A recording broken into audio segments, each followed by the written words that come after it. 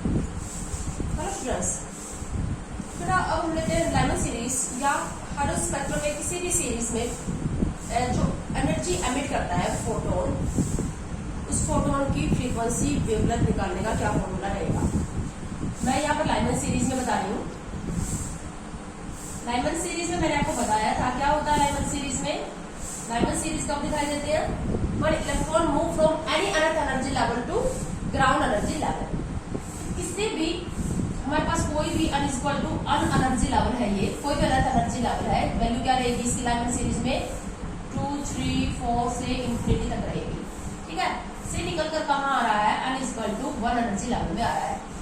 तो यहाँ पर इलेक्ट्रॉन आते वक्त जो फोटोन एमिट करेगा वो energy gap del E is equal to क्या होगा? E n minus E1, E n minus E1। और किसी भी अनंत एनर्जी लेवल का फॉर्मूला हमने निकाला था। किसी भी अनंत एनर्जी लेवल की एनर्जी निकालने का फॉर्मूला हमारे पास क्या था? -2 pi square n E4 K square Z square upon n square अर्थ स्क्वायर। ये फॉर्मूला निकाला था हमने। किसी भी अनंत एनर्जी लेवल, यहाँ पर अन की वैल्यू जो होगी वो हम पुट करके निकाल सकते हैं। ये है हमारे पास अन की वैल्यू 1 पुट कर दो, 2 पुट कर दो। वेरिएबल हमारे पास एक तो z रहता है और एक अन रहता है, ये दो वेरिएबल रहते हैं। ठीक है, तो किसी भी अनंत एनर्जी लेवल में क्या होगा? ये अनंत एनर्जी लेवल हो जाएगा। E1 में अन की वैल्यू क्या हो जाएगी? 1 हो जाएगी। तो इसी को हम आगे क्या लिख सकते हैं? h म्यू, और इसी को हम आगे लिख सकते हैं h/λ। तो इस फॉर्मूले को हम बहुत सिंप्लीफाई कर लेंगे कि हमें वेवलेंथ निकालनी है, एंगस्ट्रॉम में वेवलेंथ निकालनी है। लाइमन सीरीज में किसी भी अनंत एनर्जी लेवल से इलेक्ट्रॉन ग्राउंड एनर्जी लेवल में आ रहा है, तो वो वेवलेंथ हम कैसे निकाल सकते हैं? देखो यहाँ पर भी निकाल सकते हैं। ये आगे सभी कांस्टेंट के हम वैल्यू पुट कर लेंगे। इन सभी कांस्टेंट की वैल्यू हमने पुट कर ली थी कि हमारे पास क्या था? -13.6 क्या था? Z square upon n square और इलेक्ट्रॉन वोल्ट पर एटम में आ गई थी एनर्जी। ठीक है, यहाँ अन की वैल्यू पुट कर सकते हैं। ये अनंत एनर्जी लेवल 5 हुआ तो अन की वैल्यू 5 पुट कर देंगे। 6 एनर्जी से अन की वैल्यू 6 पुट कर सकते हैं। इस तरह से निकाल सकते हैं। पर ये काफी कॉम्प्लिकेटेड फॉर्मूला रहेगा, थोड़ी कम हमारे पास कैलकुलेशन जो है वो थोड़ी कॉम्प्लेक्स रहेगी। इसको सिंप्लीफाई कर लेते हैं हम। तो यहाँ पर हम निकालेंगे, मैं इसको डायरेक्टली लिख रही हूँ, h/λ इज इक्वल टू इसकी एनर्जी -2 पाई स्क्वायर अब K square E4 Z square upon अनंत एनर्जी लेवल का square minus first energy level की एनर्जी -2 पाई स्क्वायर अब K square E4 Z square upon अन1 का स्क्वायर। ठीक है, h/λ।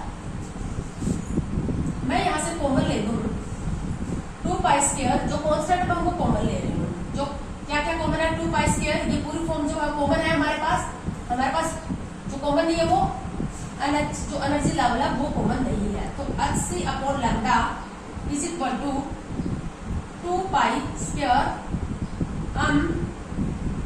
K square E4 Z square. मैंने पॉजिटिव वैल्यू को कॉमन ले आया, पॉजिटिव प्लस ये, क्योंकि माइनस माइनस क्या हो जाएगा? प्लस हो जाएगा। 2 pi square K square E4 Z square और हमारे पास स्क्वायर भी आएगा नीचे, स्क्वायर। इसको मैंने ले लिया कॉमन, Z स्क्वायर भी कॉमन है, तो इसको मैं लिख सकती हूँ 1/1 का स्क्वायर माइनस 1/अनंत का स्क्वायर। ठीक है, वो पॉजिटिव है तो ये पॉजिटिव रहेगा और ये क्या हो जाएगा? नेगेटिव। सही है। अब यहाँ पर मैं इसको ऐसे लिख सकती हूँ 1/λ is equal to 1/λ is equal to 2 pi square K square E4 h cube C Z square 1/1 square minus 1/अन का स्क्वायर। लाइमन सीरीज में ये अन1 रहेगा, बालमर में ये अन2 हो जाएगा एंड सो ऑन। ठीक है, ये बेटा सारे कांस्टेंट है। इन सब कांस्टेंट की वैल्यू पुट कर दे तो 1/λ इज इक्वल टू, इसकी वैल्यू जो आएगी वो आपको याद रखनी है 10 9 6 7 8। इजी है, 10 9 6 7 8 जेड स्क्वायर, सारे कांस्टेंट है, मैंने इनकी वैल्यू पुट कर दी। जेड स्क्वायर, जेड क्या है atomic number, Z square 1 upon अन 1 square minus 1 upon n square. ये किसी भी हायर एनर्जी लेवल में बोल देंगे, ठीक है। इसको बोलते हैं, ये जो हमारे पास जो वैल्यू आई है, ये कांस्टेंट आया है, इसको बोलते हैं रैडबर्ग कांस्टेंट, रैडबर्ग कांस्टेंट। इसी को लिखते हैं हम आरएच से, रैडबर्ग कांस्टेंट है ये, इसको आरएच से लिखते हैं। तो इस ये फॉर्मूला हमारे पास क्या आ गया, आपको बुक में भी मिलेगा ये फॉर्मूला, आपके एनसीईआरटी या प्रदीप की जो बुक पढ़ते हो, are H 1 upon on 1 square minus on square Z square.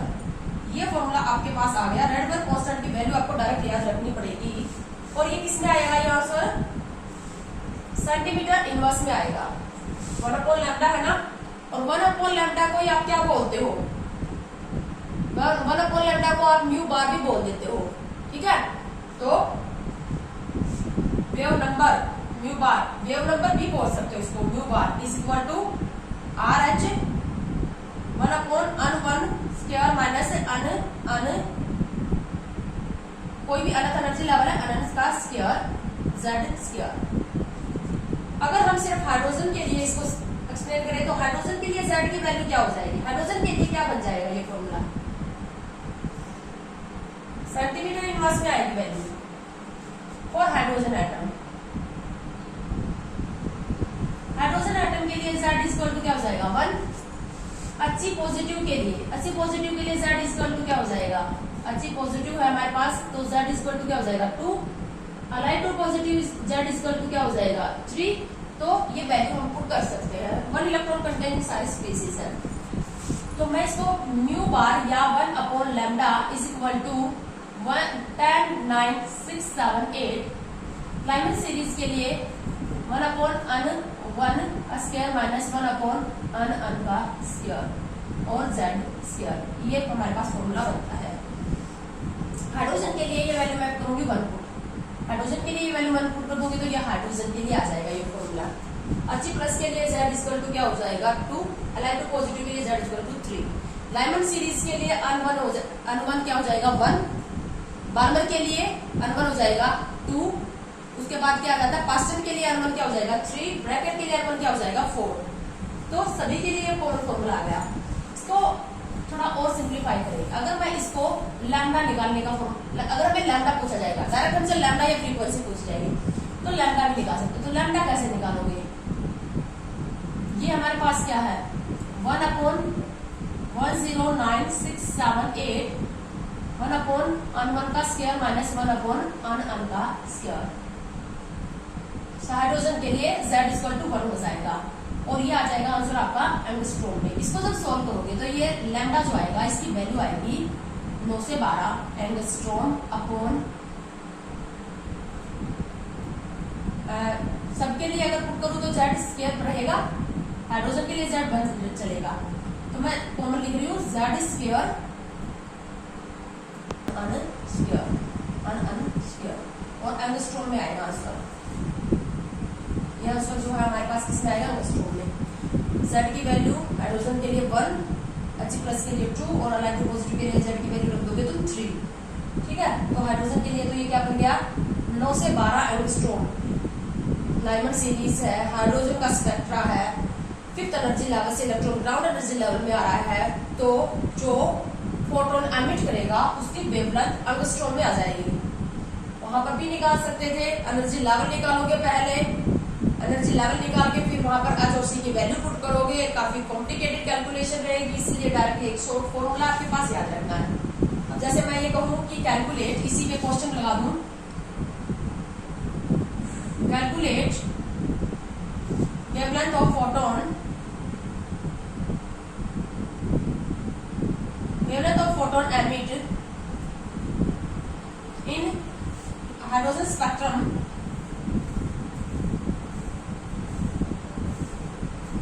one electron move from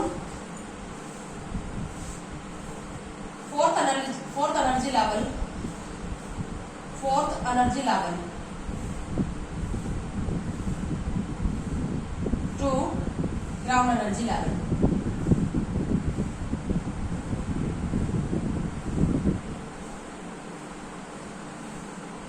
उस फोटोन की वेवलेंथ निकालो जो एमिट हो रहा है कब, जब हाइड्रोजन स्पेक्ट्रम के अंदर इलेक्ट्रॉन फोर्थ एनर्जी लेवल से ग्राउंड एनर्जी लेवल में आ रहा है। तो डायरेक्ट हमारे पास ये फॉर्मूला आ जाएगा, वेवलेंथ एंगस्ट्रॉम में आ जाएगी। Z की वैल्यू ऊपर पुट कर दोगे 1, अन की वैल्यू क्या रहेगी 1 और अन की वैल्यू क्या रहेगी 4।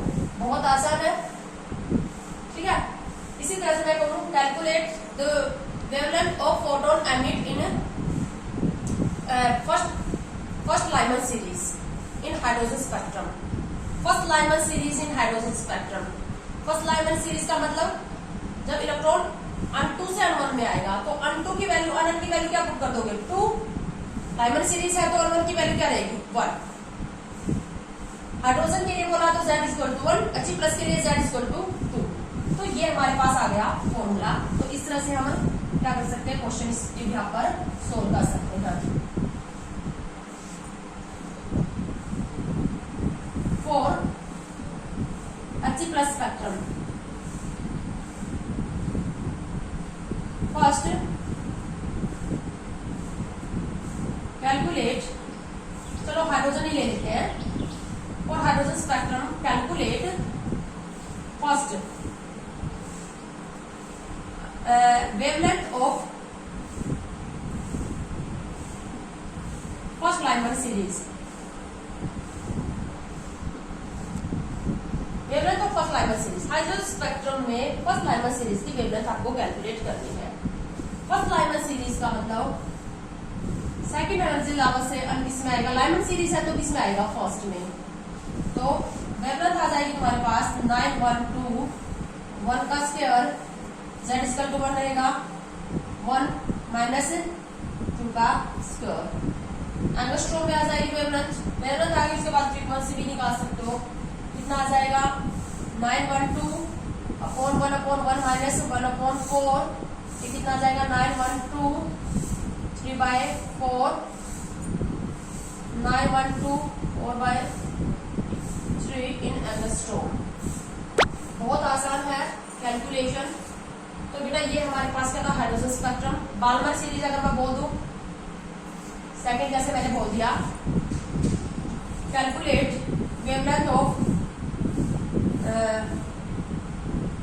Second Balmer series. Second Balmer series का क्या मतलब, बाल्मर सीरीज में क्या होता है, जो अन1 होता है वो हमेशा सेकंड एनर्जी लेवल होता है, अन सेकंड रहेगा। हायर एनर्जी लेवल क्या रहेंगे अन = 3, अन = 4 एंड सो ऑन। तो फर्स्ट बाल्मर सीरीज में ये फर्स्ट बाल्मर सीरीज होगी, अन3 से अन2 में आएगा। सेकंड बाल्मर सीरीज का मतलब अन4 से किस में आएगा अन2 में। तो क्या करोगे इस फॉर्मूले में अन1 = 2 एंड अन2 = क्या पुट कर दोगे 4 निकाल लोगे। हाइड्रोजन स्पेक्ट्रम में सेकंड बाल्मर सीरीज की वेवलेंथ निकालो। वेवलेंथ आ गई तो हमारे पास क्या हो जाएगा, मैंने एनर्जी भी बताया था, एनर्जी और वेवलेंथ में एक रिलेशनशिप बताया था। एनर्जी = क्या होता है 12400 अपॉन लैम्डा इन एंगस्ट्रॉम। बड़ी एनर्जी किसमें आएगी इलेक्ट्रॉन वोल्ट में। इस तरह से वेवलेंथ निकाल के एनर्जी इलेक्ट्रॉन वोल्ट में उसको जूल में भी कन्वर्ट कर सकते हो। तो ये था बेटा हमारे पास हाइड्रोजन स्पेक्ट्रम। इस वीडियो में हम इतना ही लेंगे।